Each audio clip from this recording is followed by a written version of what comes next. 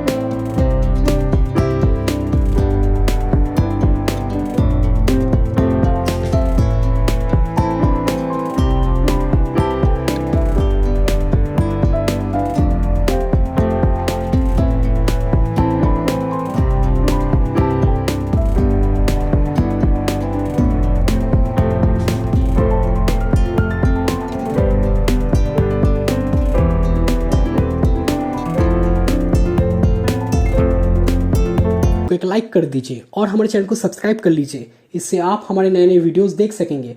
और हमें नीचे कमेंट करके बताइए आपको वीडियो कैसा लगा। हम आपका हर एक कमेंट पढ़ते हैं।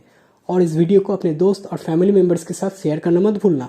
हम मिलेंगे आपसे अगले वीडियो में, तब तक के लिए take care and tata bye bye.